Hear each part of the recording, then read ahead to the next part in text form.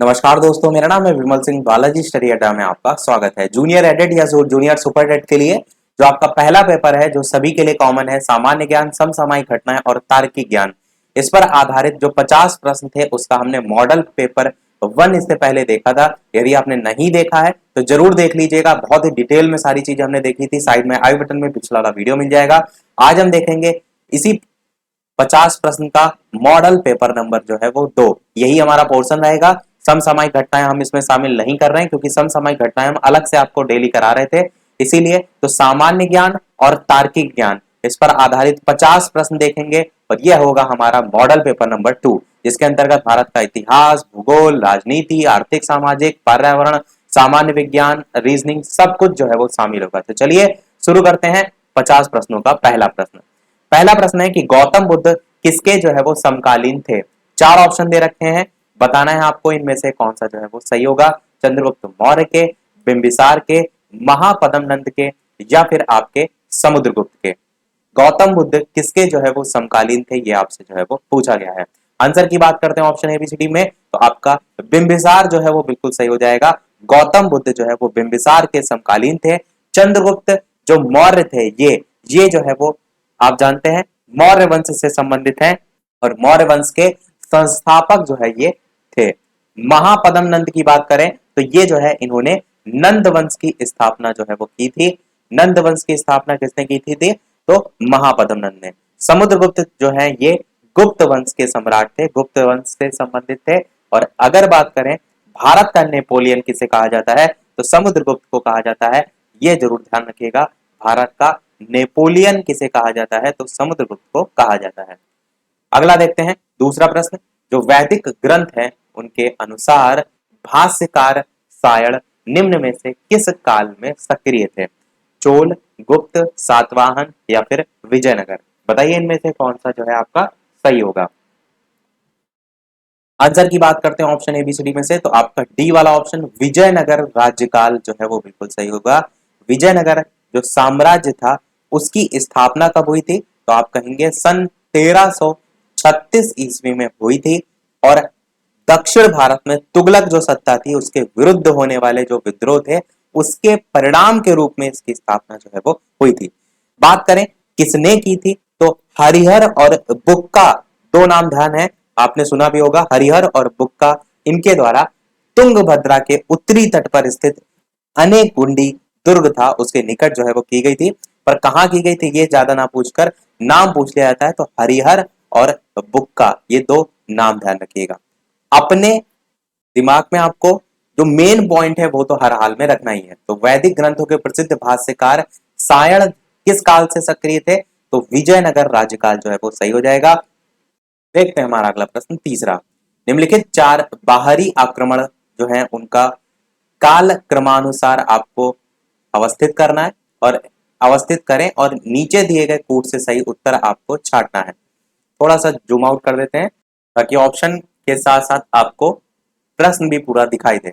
तो Ahmad Shah Abdali, Genghis Khan, Nadir Shah और तैमूर, इस टाइप से दे रखे हैं। आपको नीचे सही क्रम बताना है, और ऊपर पूछा गया था बाहरी आक्रमण जो है उनको सही व्यवस्थित आपको करना है। तो 4 बाहरी आक्रमणों जो है उनका अगर कालक्रम की बात करें तो सबसे पहले जो है आपका चंगेज खा का नंबर आएगा। तो दूसरे नंबर में देखिए सी और डी दोनों ऑप्शन है। चंगेज खा जो है ये आपका जो समय है आक्रमण का वो 1220 से लेकर 21 तक, या 1228 भी देखने को मिलता है। तो दोनों ये समय देखने को मिलते हैं, साथ में ईसवी समय लगा लीजिएगा। तो ये हो गया चंगेज खा का समय। तैमूर इसके बाद नंबर आता है जिनका समय है 1398 ईस्वी। तो वो 1200 के समथिंग है, ये 1300 के समथिंग है। उसके बाद नंबर आता है नादिर शाह का। नादिर शाह का समय है 1739 ईस्वी के आसपास। और अहमद शाह अब्दाली सबसे आखिरी में आते हैं, जो कि सभी जानते हैं 1761 ईस्वी जो है आपका हो जाएगा। तो 1761 में कौन सा युद्ध हुआ था? पानीपत का युद्ध हुआ था। 14 जनवरी 1761 में हुआ था, और वहीं से नाम है अहमद शाह अब्दाली का। अहमद शाह अब्दाली और मराठा सेनापति थे जिनका नाम था सदाशिव राव भाऊ। उनके बीच जो है वो पानीपत के मैदान में हुआ था, और वर्तमान में ये जो है वो हरियाणा में जो है वो आता है। तो यही आपका क्रम हो जाएगा। अब इस क्रम के अनुसार सबसे पहले चंगेज खां वाला यानी कि दूसरा वाला आएगा, तो सी या डी में से आ सकता है। दूसरे के बाद आप देखिए 1300 वाला यानी चौथे नंबर वाला आएगा, तो यहां पर भी देखिए सी डी में दोनों ही बराबर है। तीसरे नंबर पर आपका तीसरा वाला आएगा यानी ये वाला, तो आपका सी वाला ऑप्शन सही होगा। 2 4 3 1 ये आपका क्रम हो जाएगा। अगला देखते हैं चौथा नंबर प्रश्न कि निम्नलिखित में से किसने सल्तनत काल में प्रचलित डाक व्यवस्था का विस्तृत विवरण जो है वो दिया है।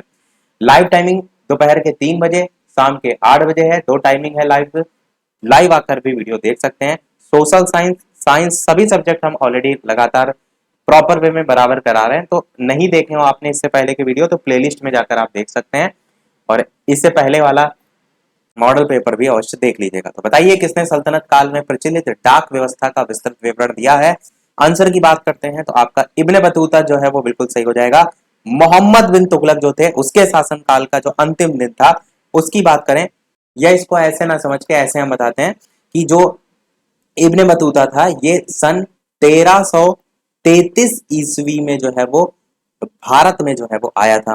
पहला प्रश्न ये पूछा जा सकता है। और मोहम्मद बिन तुगलक से क्या बात करें, इसका जो संबंध था तो इन्होंने इसे दिल्ली का काजी नियुक्त किया था। किसे? इब्ने बतूता को। किसने किया था? तो मोहम्मद बिन तुगलक ने जो है वो किया था। शॉर्ट में मैंने लिख दिया है, तो काजी नियुक्त किया था दिल्ली का। और इस 1333 से थोड़ा सा अगर आप आगे बढ़ेंगे 1342 ईस्वी में, तो सुल्तान ने इसे अपने राजदूत के रूप में चीन भी जो है वो भेजा था। इब्ने बतूता की एक बहुत ही फेमस पुस्तक है जिसका नाम है रेहला। नाम आपने अवश्य सुना होगा, नहीं सुना है तो रट लीजिए एकदम। रेहला जो है उसमें मोहम्मद तुगलक के समय की घटनाओं का वर्णन जो है वो किया गया है। पूछा जाता है रेहला किसकी पुस्तक है, तो क्या कहेंगे आप? इब्ने बतूता की पुस्तक है।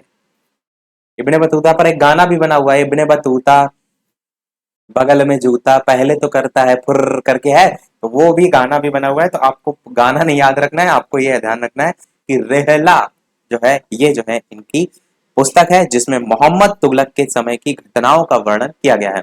पांचवा प्रश्न देखते हैं कि बहमनी राज्य की स्थापना जो है वो किसने की थी? अलाउद्दीन हसन ने, अली आदिल शाह ने, हुसैन निजाम शाह ने, या फिर मुजाहिद शाह ने। इस टाइप से चार ऑप्शन है, बताइए इनमें से कौन सा जो है वो सही होगा। तो ऑप्शन एबीसीडी में से बात करते हैं आंसर की, तो आपका ऑप्शन पहला वाला ही अलाउद्दीन हसन जो है वो बिल्कुल सही हो जाएगा। तो अलाउद्दीन जो हसन थे इन्होंने जो गुलबर्गा था उसको अपनी राजधानी बनाया था और उसका नाम बदलकर एहसानाबाद जो है वो रखा था। और बहमनी राज्य की अगर स्थापना की बात करें तो किस टाइम हुई थी? तो मोहम्मद बिन तुगलक का जो शासन काल खत्म होने वाला था, लास्ट का टाइम था जब, तब दक्कन में जो सरदार थे उनका विद्रोह हुआ था। उसी के परिणाम स्वरूप ही 1347 ईस्वी में बहमनी साम्राज्य की स्थापना जो है वो हुई थी। अगला देखते हैं आपका छठा नंबर प्रश्न, पानीपत का तीसरा युद्ध लड़ा गया था किसके किसके बीच? चार ऑप्शन में बताइए कौन सा सही होगा। अभी ऊपर जो प्रश्न था उसमें आया भी था सेम चीज, तो उम्मीद करते हैं किसी का गलत नहीं होगा। उत्तर की बात करते हैं तो आपका सी वाला ऑप्शन मराठों और अहमद शाह अब्दाली जो है उनके बीच हुआ था, तो यही आपका सही हो जाएगा। 14 जनवरी 1761 को युद्ध जो है ये हुआ था और मराठा सेना इसमें बुरी तरीके से हार गई थी। तो क्रॉस लगा दिया मतलब हार गई थी, पराजित हो गई थी। अगला देखते हैं सातवां प्रश्न, प्रसिद्ध विद्वान अमीर खुसरो किसके दरबार में रहे थे? चार ऑप्शन है, बताइए इनमें से कौन सा सही होगा। ऑप्शन एबीसीडी में से उत्तर की बात करते हैं तो आपका अलाउद्दीन खिलजी बिल्कुल सही हो जाएगा। अमीर खुसरो जो है अलाउद्दीन खिलजी के दरबार में रहे थे।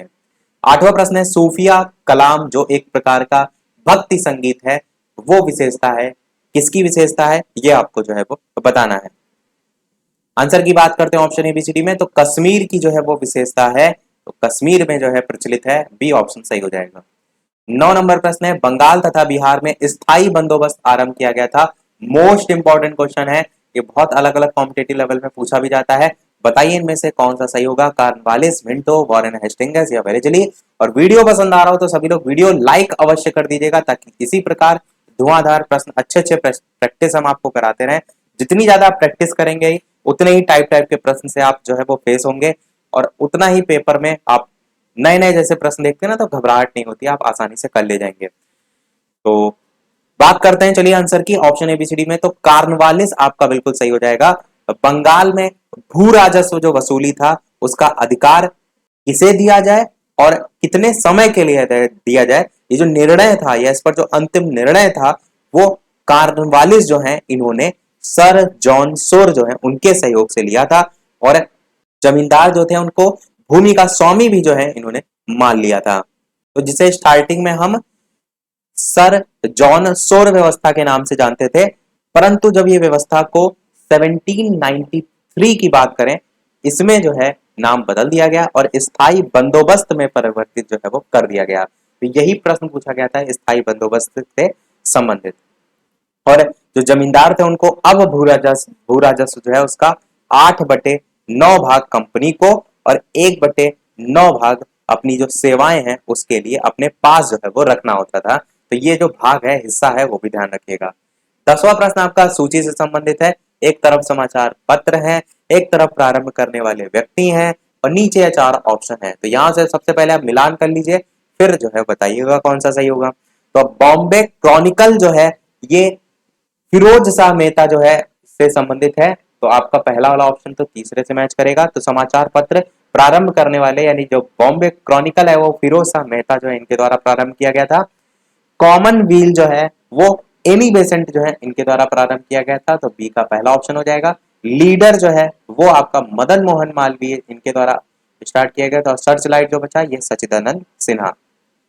तो इस आधार पर आंसर कौन सा होगा, सबसे पहले तीसरा नंबर देखिए, यानी तीसरे में खाली यही सी है, तो बस सी वाला आपका ऑप्शन जो है वो सही हो जाएगा।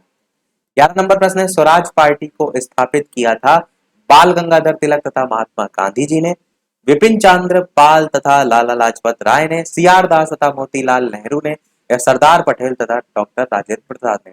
तो आंसर की बात करते हैं, स्वराज पार्टी को सीआर दास और मोतीलाल नेहरू जो है उन्होंने जो है वो आपका प्रारंभ किया था।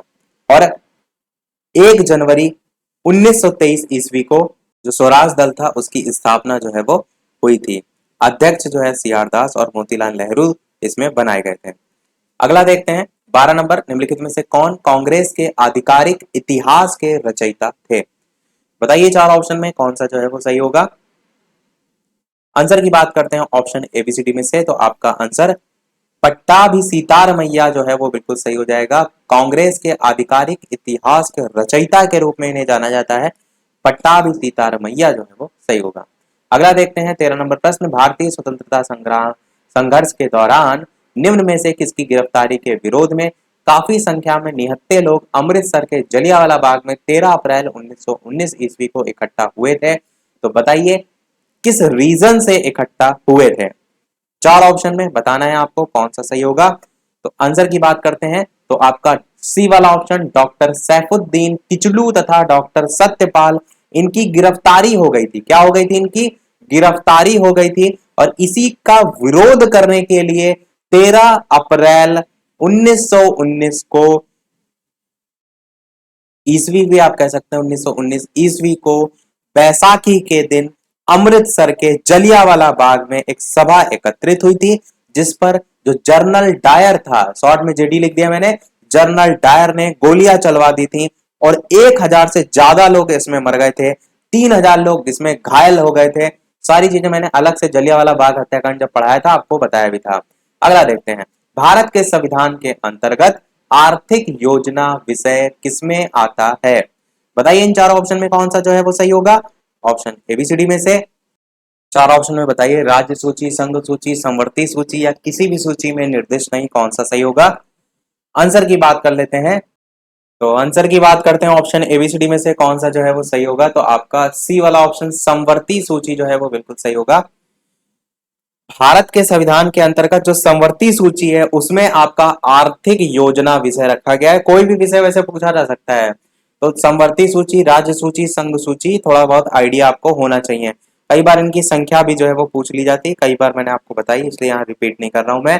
15 नंबर प्रश्न देखते हैं, कल्याणकारी राज्य की संकल्पना का समावेश भारत के संविधान में है।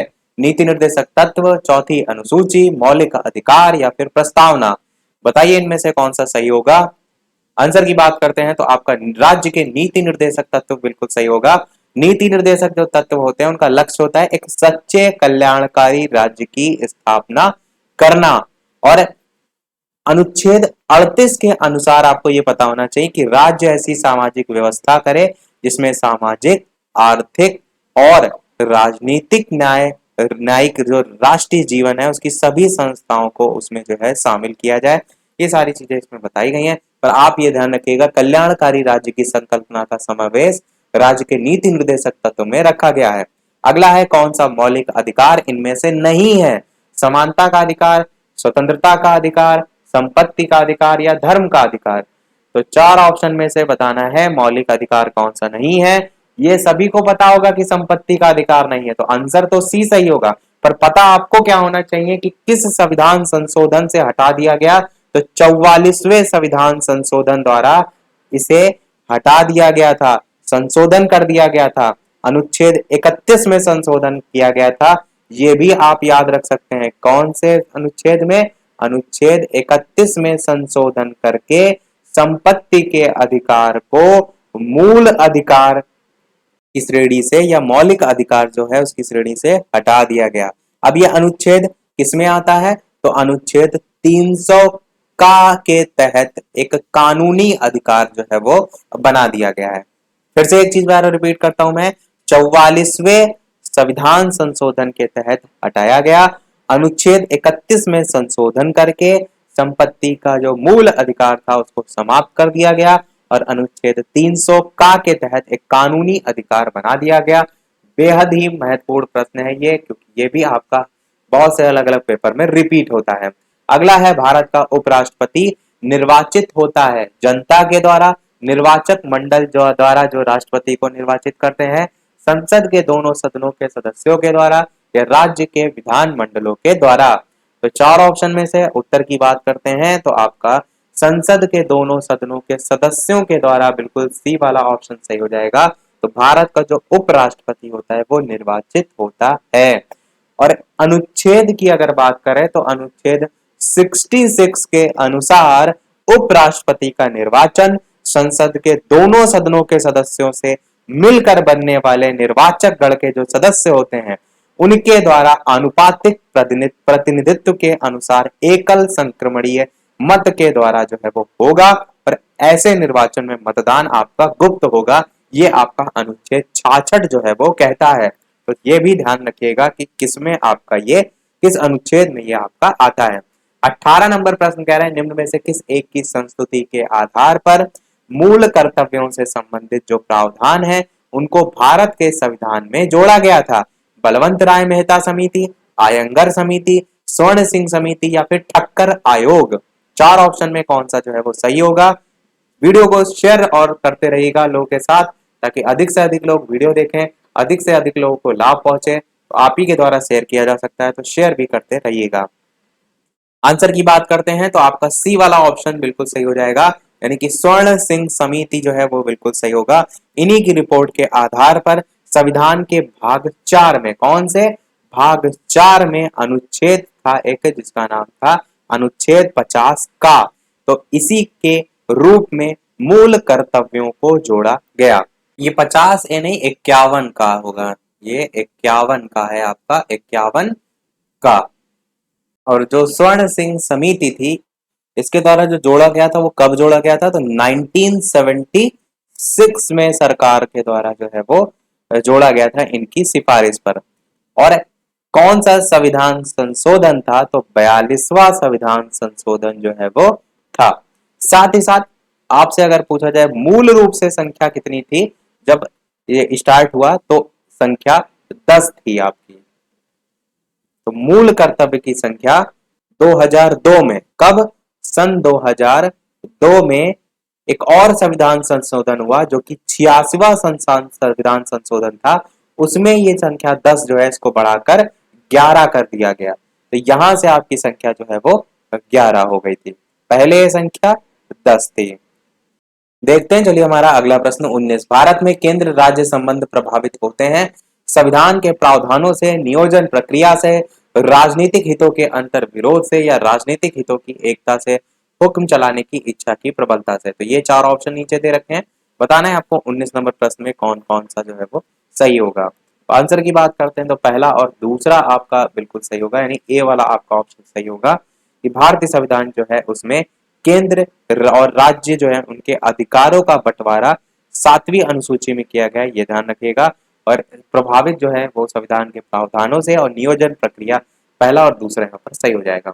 20 नंबर प्रश्न है, संविधान के 73वें संशोधन ने प्रावधान किया है, किस से संबंधित प्रावधान है, ये यहाँ पर पूछा गया है। और ये जो कथन दे रखे हैं चार, उसके संदर्भ में नीचे ऑप्शन भी दे रखे हैं कि कौन कौन से जो है वो सही होंगे। तो देखिए यहाँ पर सही जो है वो सभी हैं। पंचायत के नियमित चुनाव कराने के लिए, ये भी आपका है संविधान के 73वें संशोधन में जो प्रावधान है। महिलाओं के लिए सभी स्तरों पर सीटों के आरक्षण को लेकर भी बात की गई है।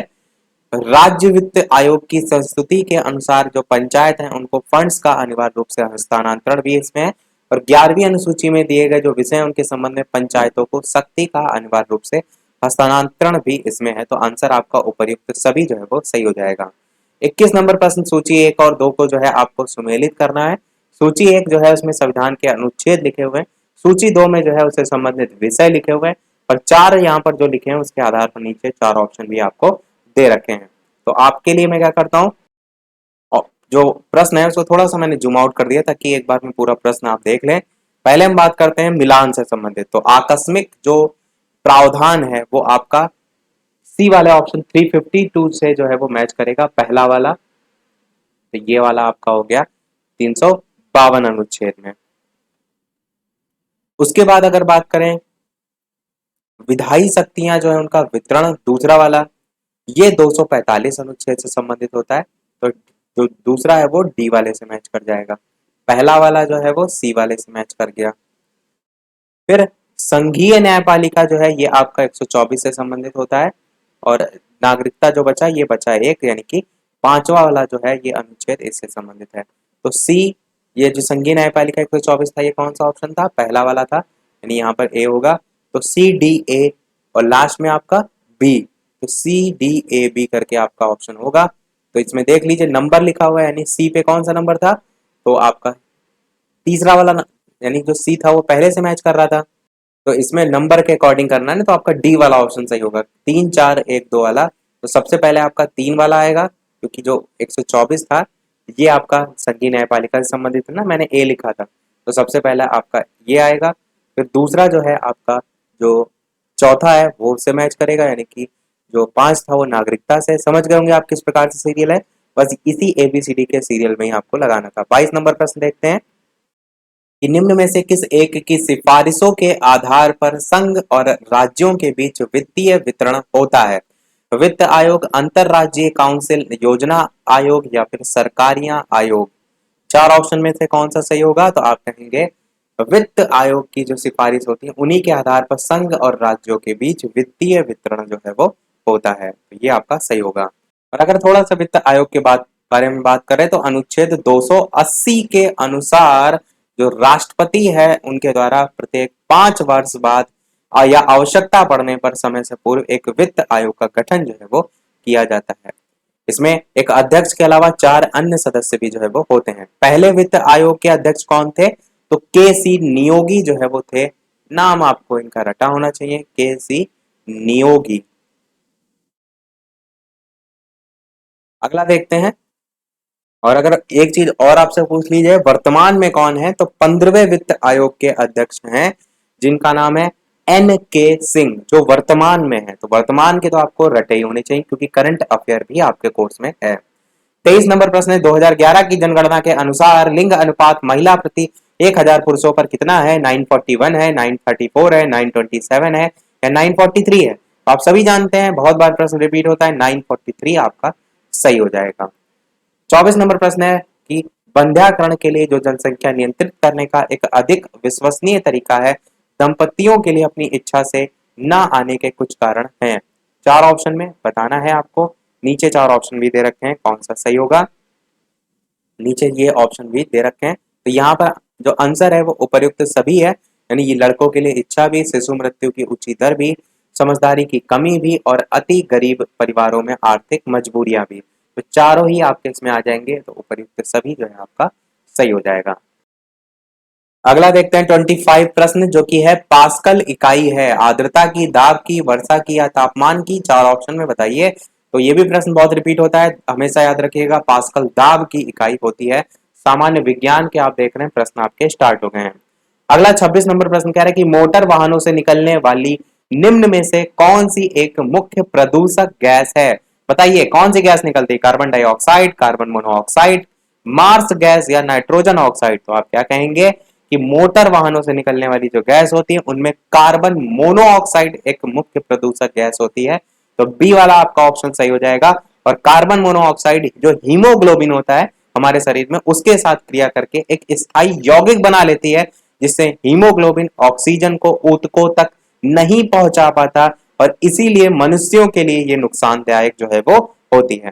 पौधों में आपका हीमोग्लोबिन नहीं होता है तो कार्बन मोनोऑक्साइड पौधों के लिए नुकसानदायक नहीं होती है। तो चीजों को समझते हुए चलिए अगला देखते हैं 27 प्रश्न कि निम्न में से किसे शुष्क बर्फ भी कहते हैं? बताइए निर्जलित बर्फ को, पहाड़ों पर जमी बर्फ को, ठोस कार्बन डाइऑक्साइड को या ठोस कार्बन मोनोऑक्साइड को? चार ऑप्शन में से कौन सा जो है वो सही होगा? उत्तर की बात कर लेते हैं ऑप्शन एबीसीडी में से। तो सी वाला ऑप्शन ठोस कार्बन डाइऑक्साइड आपका जो है वो सही होगा। ये आपकी एक रंगहीन गंधहीन गैस होती है। वायुमंडल में अगर कार्बन डाइऑक्साइड के परसेंटेज की बात करें तो 0.03% जो है आपका जो है वो पाया जाता है कार्बन डाइऑक्साइड का अगर परसेंटेज। और इसका जलीय विलयन कैसा होता है? तो जलीय विलयन इसका अम्लीय होता है। पूछा जाता है कई बार कि जलीय विलयन उदासीन होता है, अम्लीय होता है, क्षारीय होता है, इस टाइप से। साथ ही साथ वायुमंडलीय दाब पर जो है ये -78 डिग्री सेल्सियस जो टेम्परेचर है उस पर ठोस अवस्था में भी परिवर्तित हो जाता है, जिसे हम शुष्क बर्फ के नाम से जानते हैं। और यही प्रश्न में एज इट इज पूछा गया था। 28 नंबर प्रश्न कह रहा है कि अश्रु गैस है, अमोनिया है, क्लोरीन है, हाइड्रोजन कार्बाइड है, हाइड्रोजन सल्फाइड है? बताइए अश्रु गैस इनमें से कौन सी जो है वो होगी? चार ऑप्शन दे रखे हैं, बताना है आपको इनमें से कौन सा सही होगा। चलिए बात करते हैं उत्तर की। तो आपका अमोनिया सही हो जाएगा। ये रट के रखिए इसको, क्या कि अमोनिया एक तीक्ष्ण गंध वाली गैस होती है जो कि वायु से कुछ हल्की होती है। और अमोनिया का यूज कहां किया जाता है? तो बर्फ बनाने के जो कारखाने होते हैं, धुलाई और उर्वरक के रूप में भी किया जाता है। उर्वरक क्या होता है? जो खेतों में आप देखते हैं उर्वरक क्षमता बढ़ाने के लिए डाले जाते हैं विभिन्न प्रकार के रसायन, वही आपके उर्वरक होते हैं।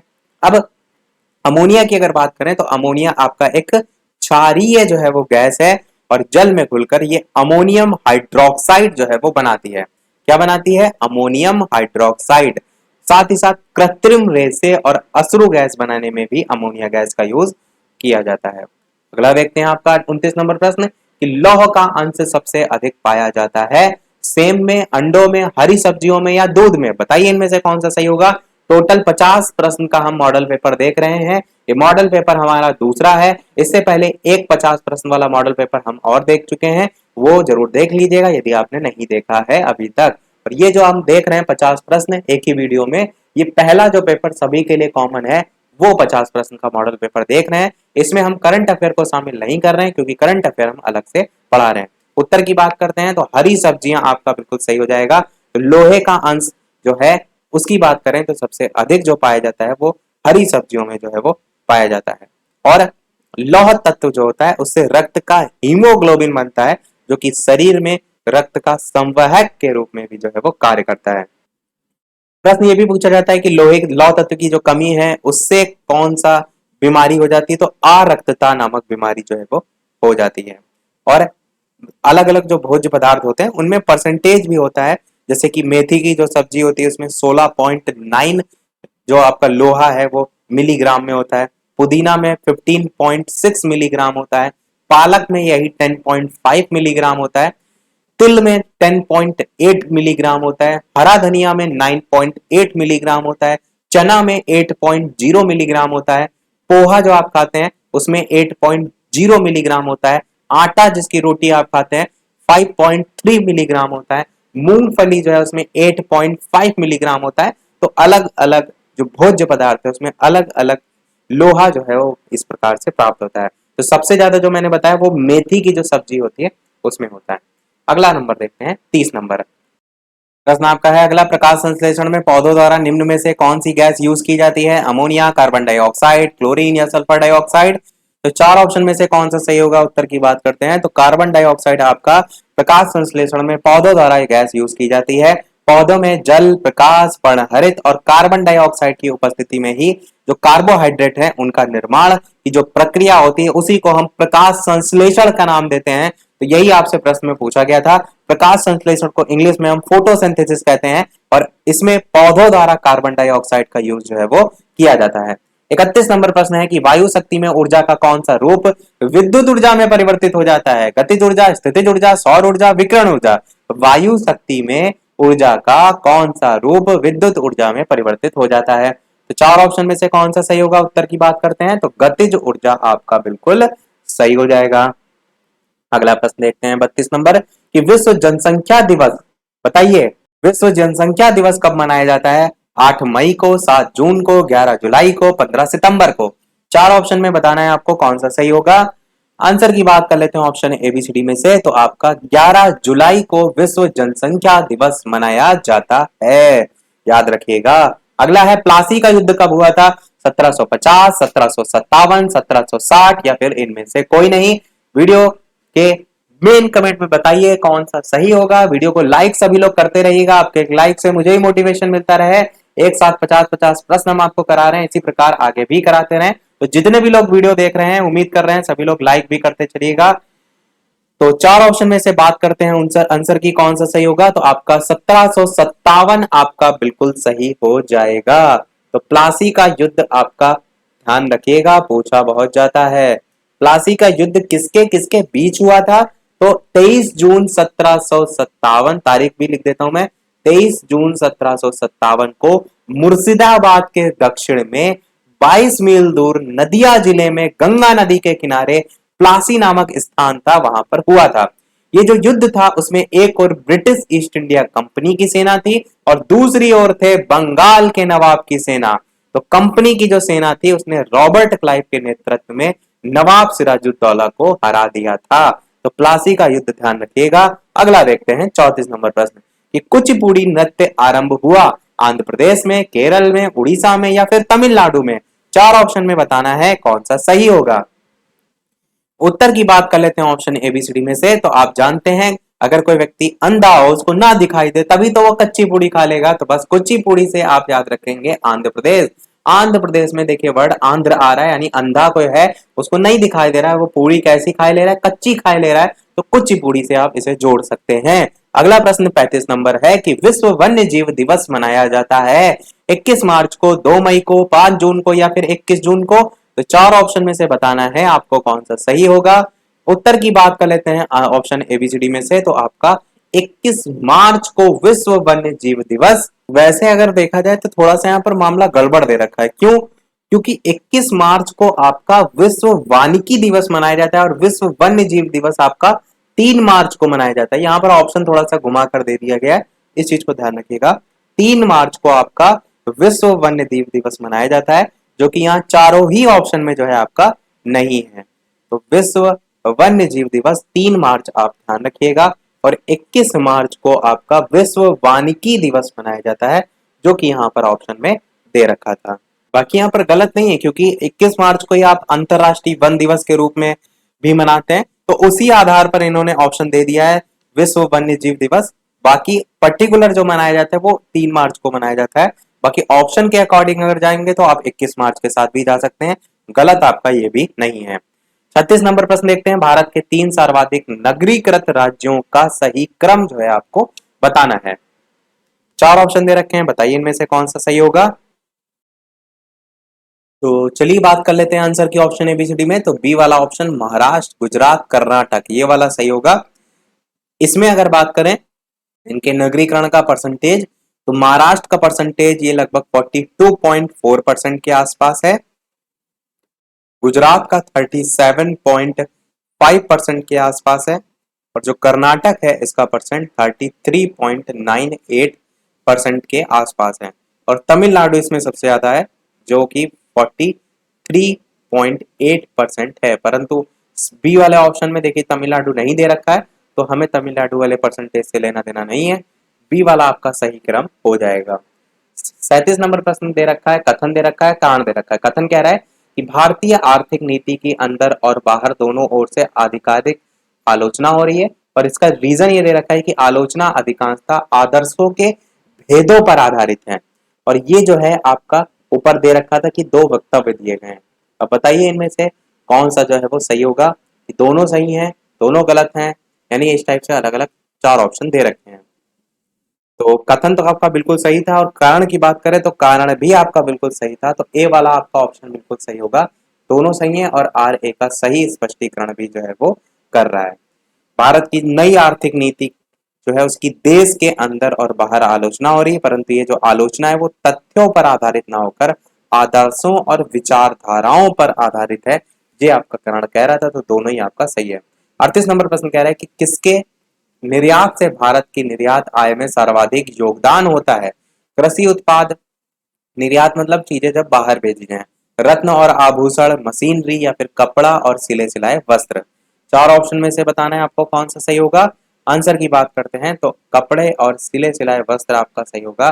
भारत की निर्यात आय में सर्वाधिक योगदान जो है वो होता है। और ये जो प्रश्न है ना आपका समय के अनुसार है कि निर्यात आय पहले आपकी इन सब चीजों की होती थी, पर अब वर्तमान परिपेक्ष से देखें प्रश्न आता है तो वहां पर आंसर रत्न और आभूषण दिए रहता है। यही अगर आप प्रश्न को सर्च करके भी देखेंगे गूगल पे तो आपको हर जगह आंसर रत्न और आभूषण ही दिया रहता है। तो इस अकॉर्डिंग हम बी वाले ऑप्शन के साथ जा सकते हैं वर्तमान परिपेक्ष से देखा जाए। अगला देखते हैं आपका प्रश्न 39 की भारत में स्व संपोषित विकास का उद्देश्य सर्वप्रथम अपनाया गया किस पंचवर्षीय योजना में? ये दे रखा है 4 ऑप्शन, बताइए इनमें से कौन सा सही होगा। आंसर की बात करते हैं ऑप्शन एबीसीडी में से, तो आपका तीसरी पंचवर्षीय योजना जो पहला वाला ऑप्शन है ये जो है वो सही हो जाएगा। तीसरी पंचवर्षीय योजना में अपनाया गया था, और पांचवी योजना बनाते समय जो मुद्रास्फीति है उसका भारी दबाव भी था। और वैसे संपोषित ये जो वर्ड लिखा है इसका मतलब क्या होता है इस चीज को समझ लीजिए। संपोषित संपोषित विकास वो विकास होता है जो वर्तमान पीढ़ी की आवश्यकता की पूर्ति के साथ साथ जो भावी पीढ़ी है उसकी आवश्यकताओं की पूर्ति भी सुनिश्चित करता है। तो वो आपका इसके अंतर्गत हम देखते हैं। जैसे हम इस समय कुछ ऐसी चीजें हैं जिनका यूज तो कर रहे हैं, पर भविष्य के लिए कितनी बच रही हैं उसका भी हम ध्यान रखें, वो आपका संपोषित विकास होता है। तो इसमें हम क्या करते हैं, जो संसाधन होते हैं उनका सीमित उपयोग करते हैं, उनके संरक्षण पर ध्यान देते हैं, ताकि जो आगे आने वाली पीढ़ियां हैं उसका भी वो भी यूज कर सकें। देखते हैं, चलिए हमारा अगला प्रश्न 40 की सूची 1 और सूची 2 दे रखी है, उसको आपको सुमेलित करना है। एक तरफ आपको दे रखा है कांग्रेस का पूर्ण स्वाधीनता प्रस्ताव जो कि आपका 1929 में हुआ था, और तारीख की अगर बात करें तो 31 दिसंबर 1929। तो ए वाला जो है आपका 2 से मैच करेगा, तो यहाँ पर हम 2 लिख देते हैं सामने सीधे सीधे। पूर्ण स्वराज दिवस की बात करें तो 26 जनवरी को मनाया गया, तो आपका बी वाला 1 से मैच करेगा। दांडी मार्च आप सभी तारीख जानते हैं, 12 मार्च 1929 ईस्वी। ये तारीख तो आपको हर हाल में रटी होनी चाहिए, दांडी मार्च वाली। 1929 नहीं, 1930, 12 मार्च 1930, ये तारीख आपको रटी होनी चाहिए एकदम, क्योंकि दांडी मार्च से संबंधित पूछा जाता है। और गोलमेज सम्मेलन भी आप ध्यान रखिएगा, 1930 आपका से लेकर के 1932 तक तीनों गोलमेज सम्मेलन आपके थे। तो एक एस्टिमेट हमेशा ध्यान रखा करिए 1930 से लेकर के 1932 का। अब यहां पर पूछा गया है दूसरा गोलमेज सम्मेलन, तो 7 सितंबर 1931 ईस्वी से 2 दिसंबर 1931।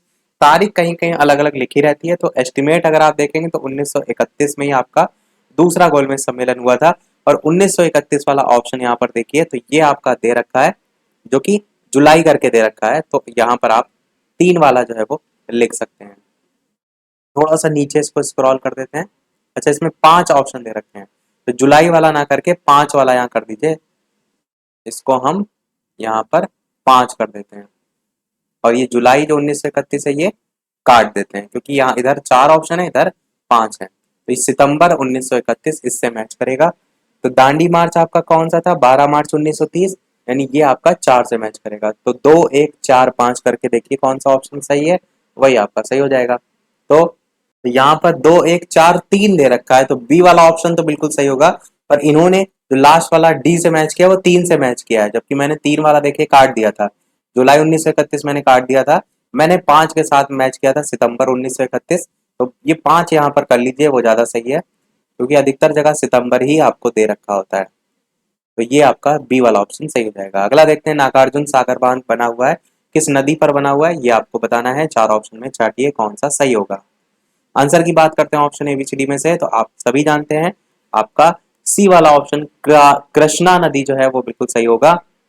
और कहां पर है, तो ये जो है आपका आंध्र प्रदेश में है, जिसमें विद्युत का उत्पादन और सिंचाई का यूज भी किया जाता है। 42 प्रश्न है आपका, निम्नलिखित में से कौन सा एक सुमेलित नहीं है। 4 ऑप्शन में बताइए कौन सा सुमेलित नहीं है। तो आप सभी जानते हैं कौन सा सही होगा। आपका लुधियाना रावी जो है ये वाला जो है वो सही होगा। गोरखपुर जो है वो आपका राप्ती नदी के किनारे, जबलपुर नर्मदा नदी के किनारे और सूरत ताप्ती नदी के किनारे स्थित है। बस बी वाला आपका यहाँ पर सुमेलित नहीं है, यानी कि गलत है। अगला देखते हैं 43, इनमें से कौन सा सुमेलित आपको है बताना है, कौन सुमेलित है।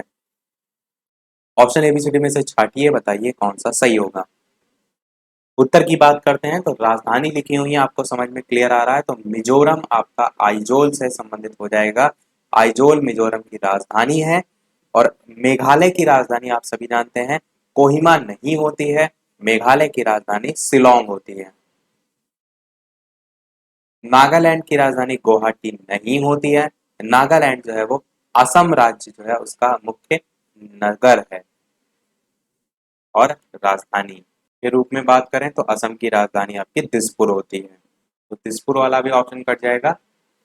एक्चुअल में मैंने दोनों चीजें एक ही में मिक्स कर दी, इसको मैं हटा देता हूँ, ऊपर लिख देता हूँ। जो असम है इसकी राजधानी शिलोंग नहीं है, असम की राजधानी मैंने बताया दिसपुर होती है। और नागालैंड की राजधानी आपकी कोहिमा होती है।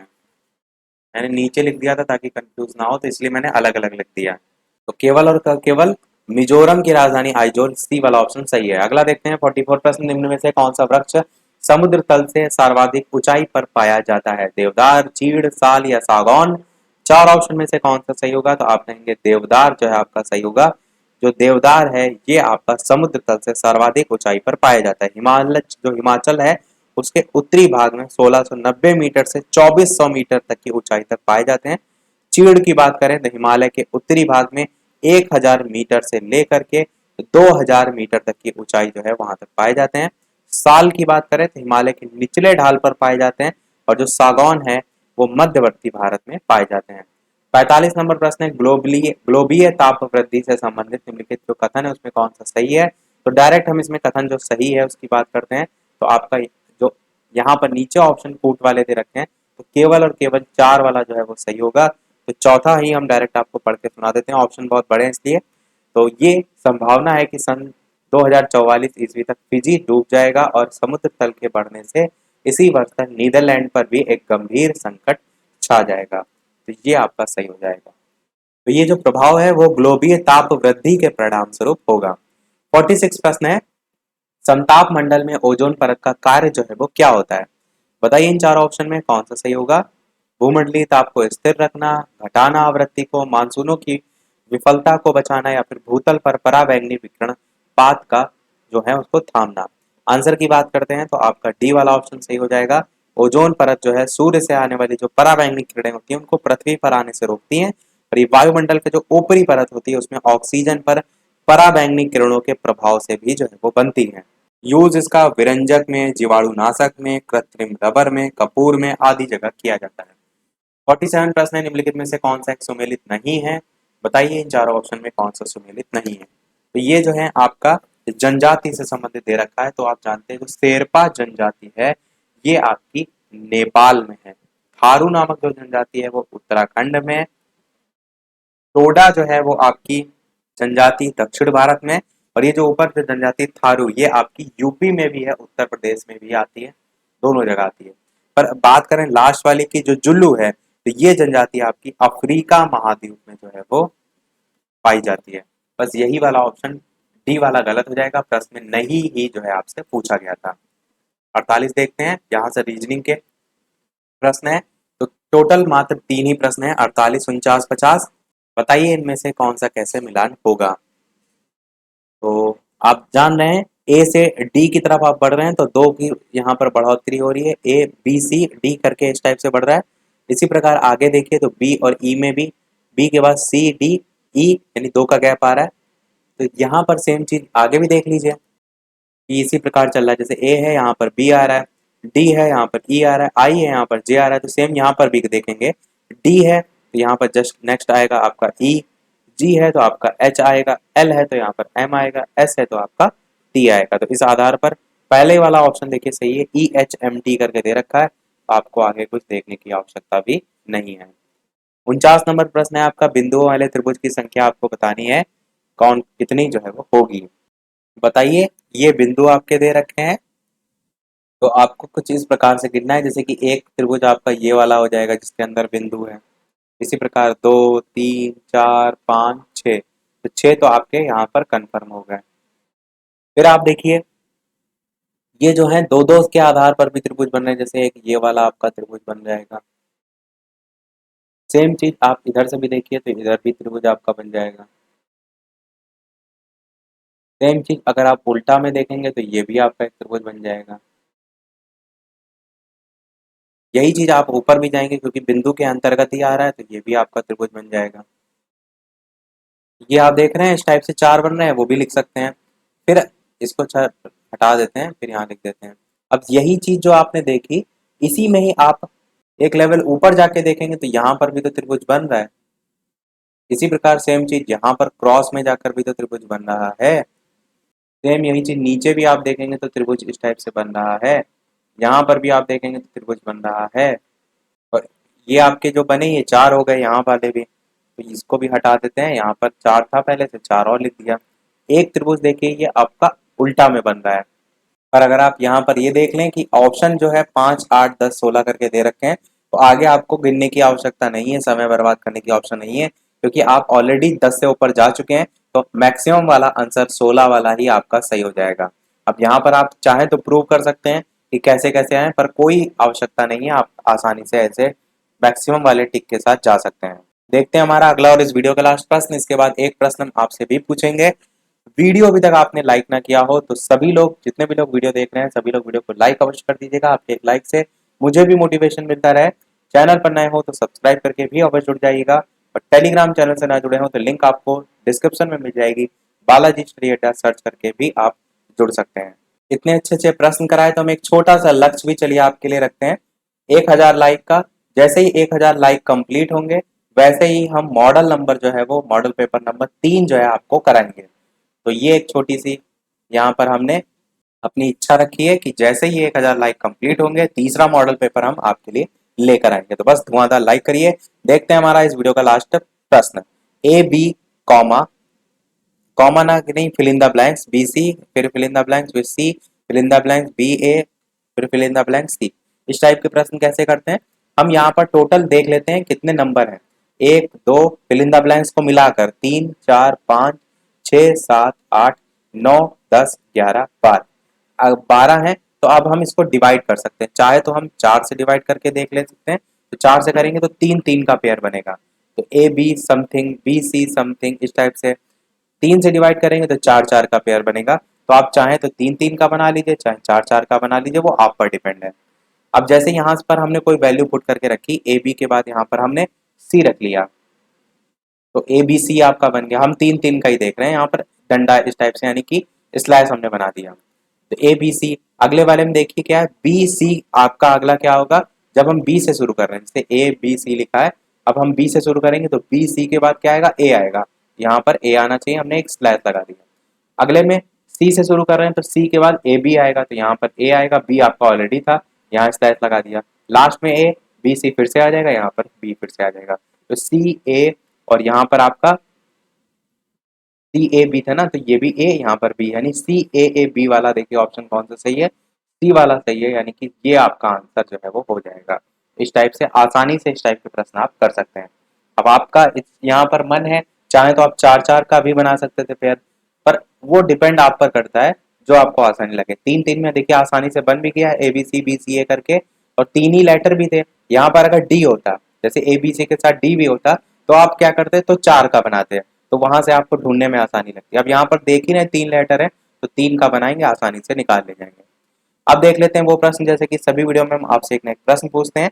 इस वीडियो का आपके लिए प्रश्न है जिसका आंसर आपको वीडियो के मेन कमेंट में टाइप करके बताना है। और भारत में सोने की खान किस राज्य में स्थित है, ये आपका प्रश्न है। साथ ही साथ 50 प्रश्न मॉडल पेपर जो आपका 2 है, इसमें से कितने प्रश्न आप सही कर पाए, अपना स्कोर अवश्य बताइएगा। मुझे भी पता चले कि कितने प्रश्न आप सही कर पाए। तो ये है इस वीडियो का प्रश्न, सोने की खान किस राज्य में स्थित है भारत में? कर्नाटक, तमिलनाडु, महाराष्ट्र या केरल? अपना आंसर वीडियो के मेन कमेंट में टाइप करके बताइएगा। आज के वीडियो में इतना ही रखते हैं, मिलते हैं अगले वीडियो में एक नए टॉपिक के साथ, कुछ धुआंधार नए प्रश्नों के साथ। तब तक के लिए नमस्कार, थैंक यू फॉर वॉचिंग।